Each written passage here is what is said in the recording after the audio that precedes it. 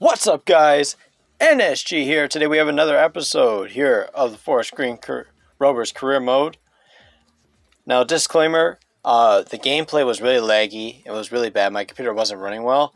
So most of this stuff will only show replays. There will be some live action, but it was really laggy, so I apologize about that. But I'll have that fixed for the next video. So we start off, we're looking to loan players. Now in this game, you cannot loan top tier players if you're an EFL League 2 team. So we can really only loan players from EFL League 1, really speaking of.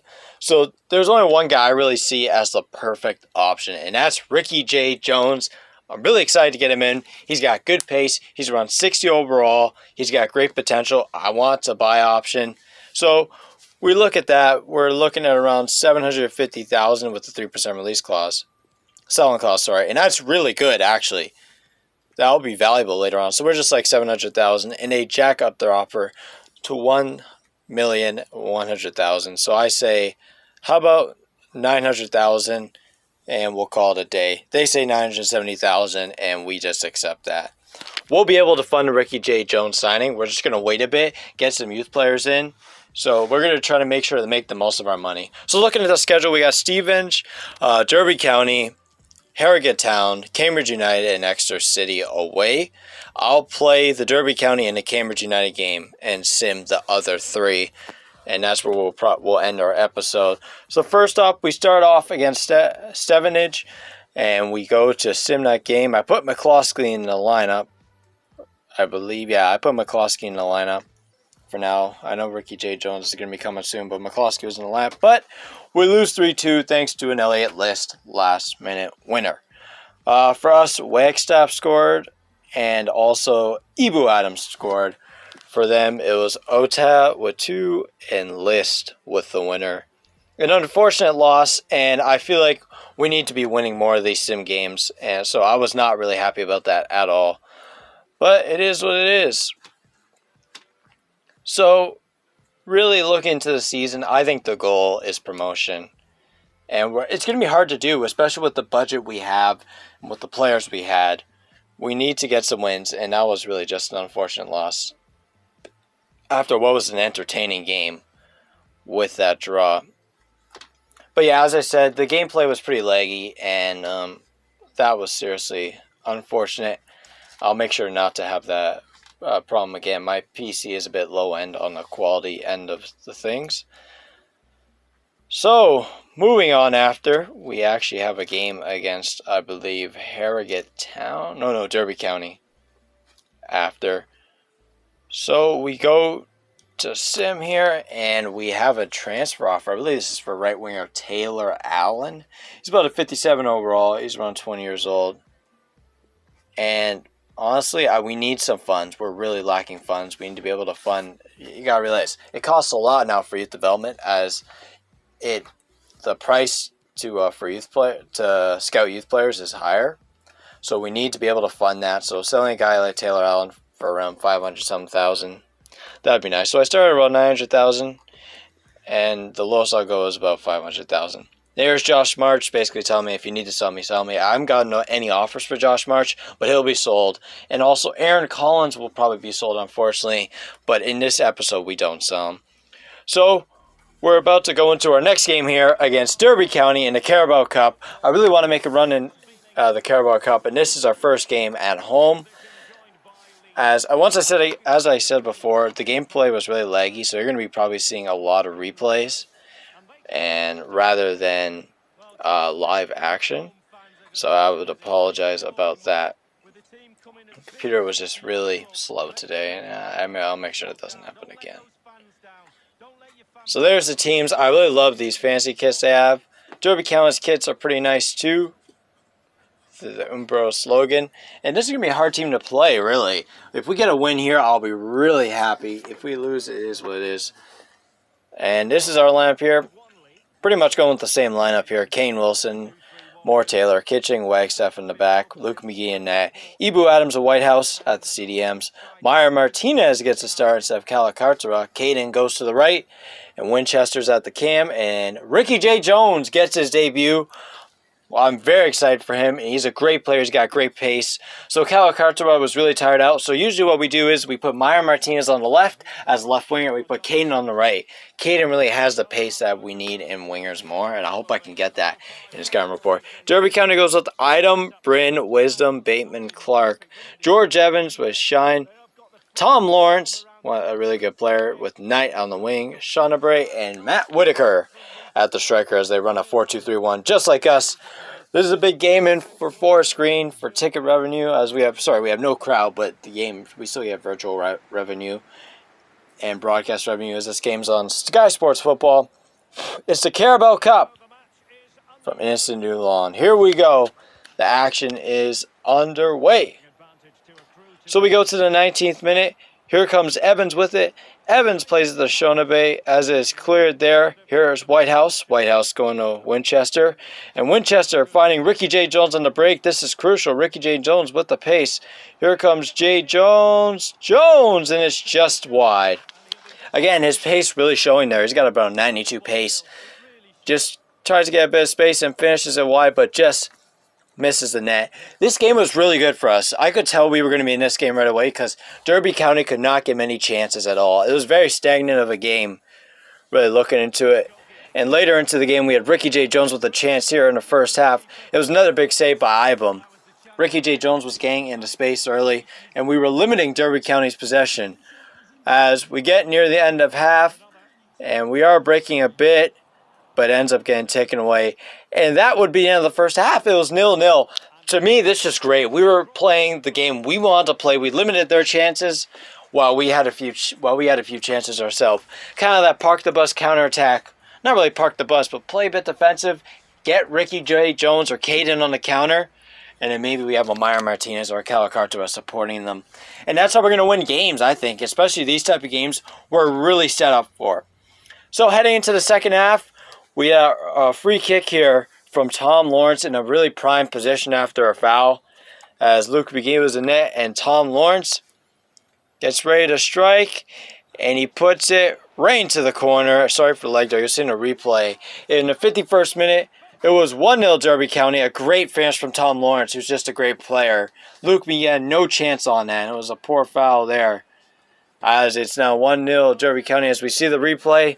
Nice and lightly struck. Poor job by the wall. They should have jumped there. And Luke McGee has no chance with the free kick. That close, really. As you see, just struck right into the right corner. I love the green poles there. And it's Tom Lawrence. 1-0 for Derby County.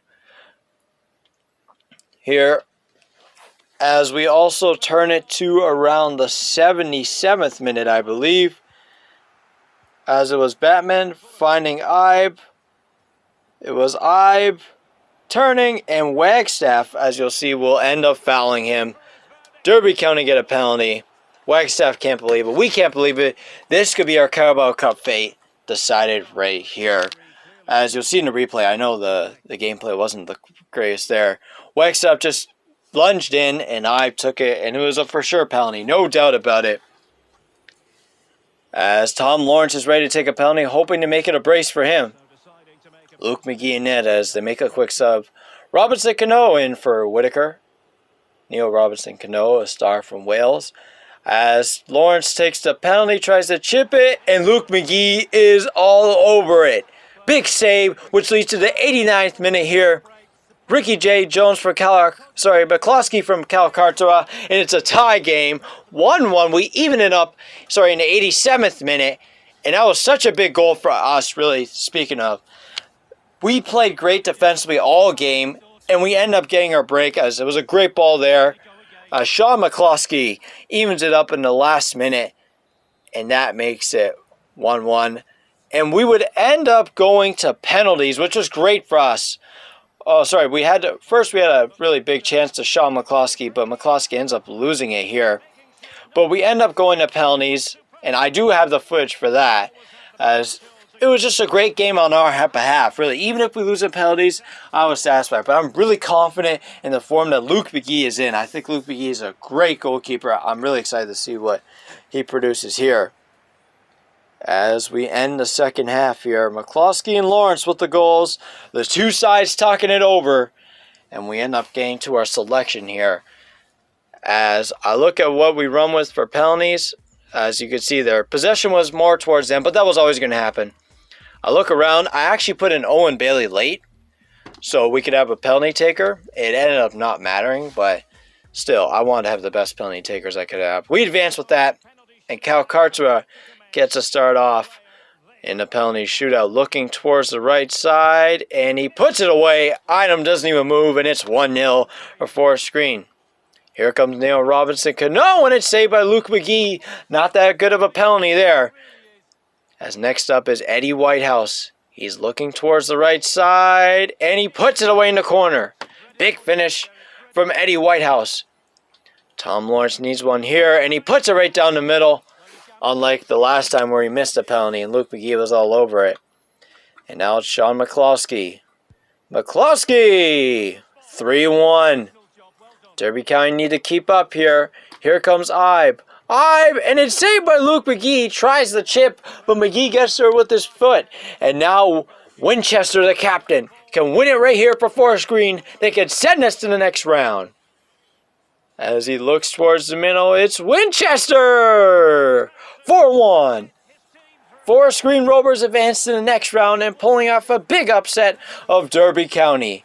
An absolute great performance, and this is the type of performance I vision from our team week in and week out. When we're not favorites, that's when I really love playing with this team because we can pull off some upsets, and that was one of them.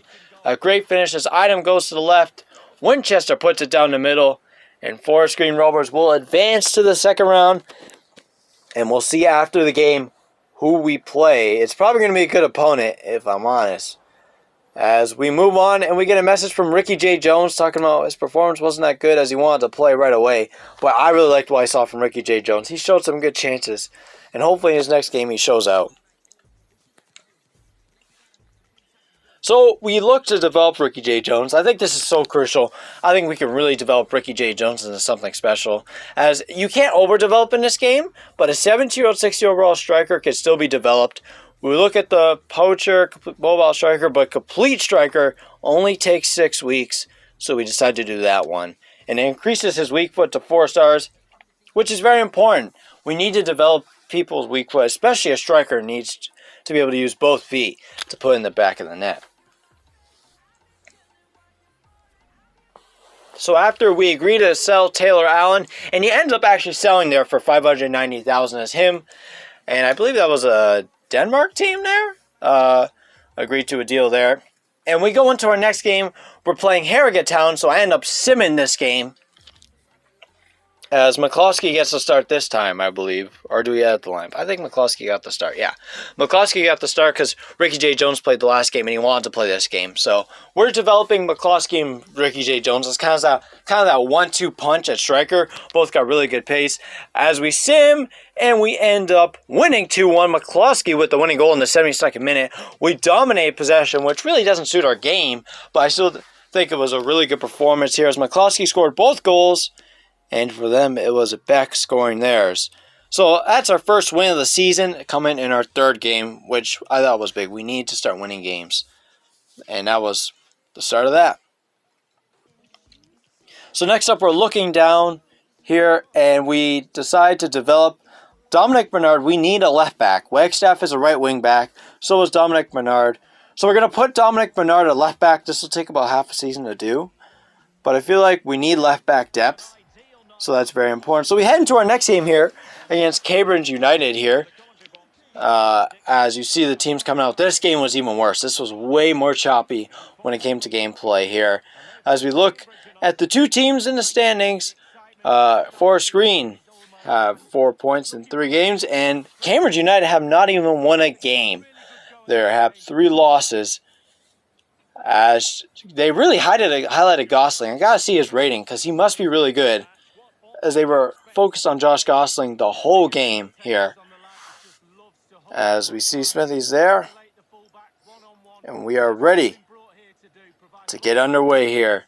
Forest Green Rovers and Cambridge United. We start in the 11th minute as Sorley gets on the break. Sorley cutting in. And look at this finish by Sorley, right off the post and in, making it 1-0 for Cambridge United early on. It surprised me. I thought Luke McGee was really going to save that. But it was just such a good finish. As you can see, the non-crowd goes crazy.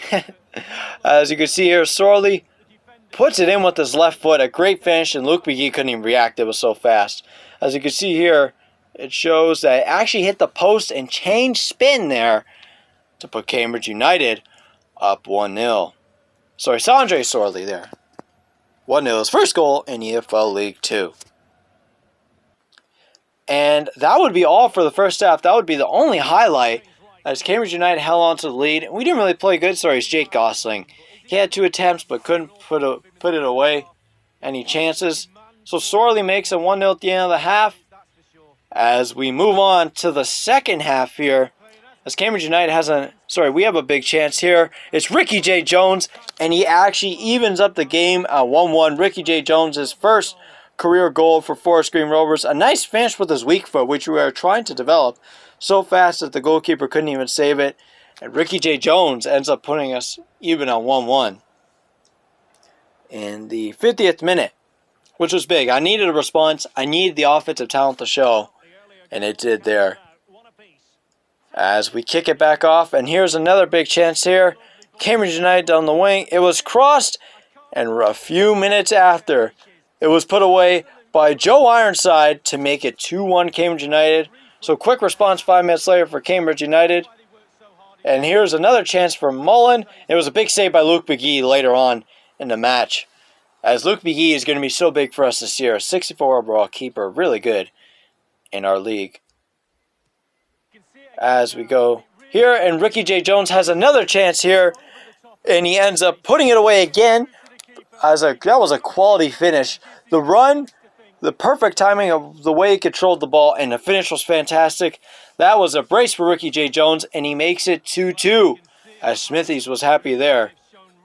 Getting the response he needs from his player in the 67th minute, as score shows 2-2. But later on, Cambridge United will not go without a fight, as Paul Mullen would end up scoring and making it 3-2. Unfortunately, I didn't have the gameplay for that. A few minutes later, and then later on, Cambridge United puts it in, and Harvey Nibbs makes it 4-2 here for Cambridge United, who just blew us out of the water after Ricky J. Jones scored that second goal. And they end up winning 4-2 in this match. A very poor performance from us defensively. We really did not show up. As there's Cal Cartera really encouraging the others. As it was a big win for Cambridge United. Their first win of the season. As again, they highlight Jake Gosling, who ended up not scoring that game. I was wondering why. But it was just a poor performance from us all around. Sorry about the gameplay there. I'll make sure to have that fixed for next episode. Final score, 4-2. Jones with 2. Sorley, Nibbs, and some others putting it away. So next up we need to loan a left back. I was just trying to find any left back I can loan. So look at this guy, Harvey Rudy. It looks like he was valued a bit. So look at a loan to buy.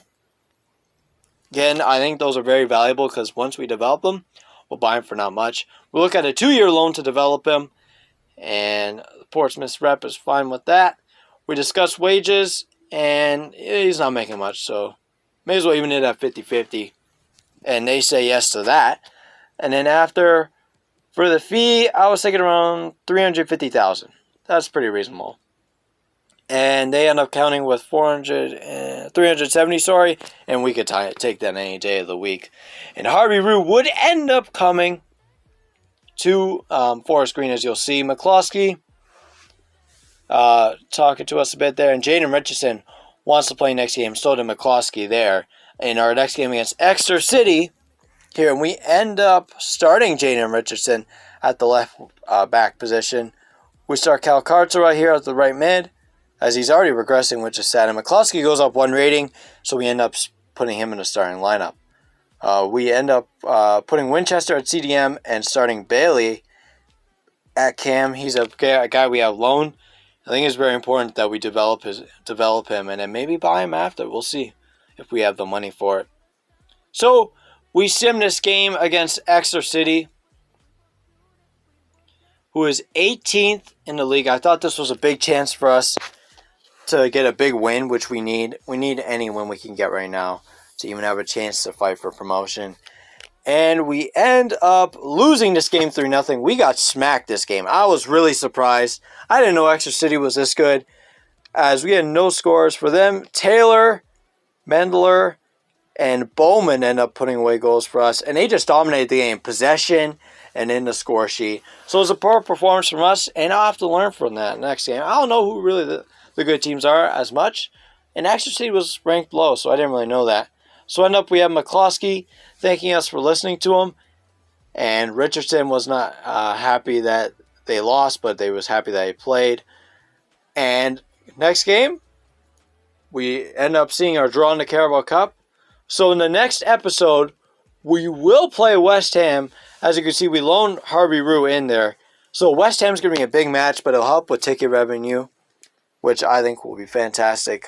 West Ham's a good team, man. I'm really excited for that game. So I end up looking at Harvey Rue's rating, and to my disappointing, he's only a 52 overall.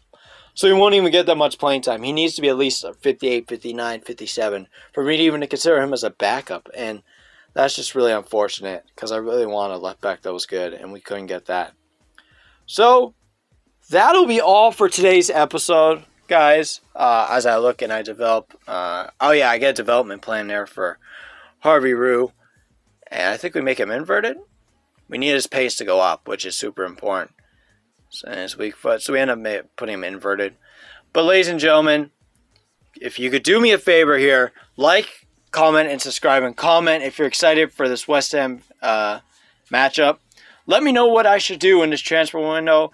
Now, a reminder, I don't have that much money, so I need to sell some players. But let me know who I should sign. And as always, have a good night.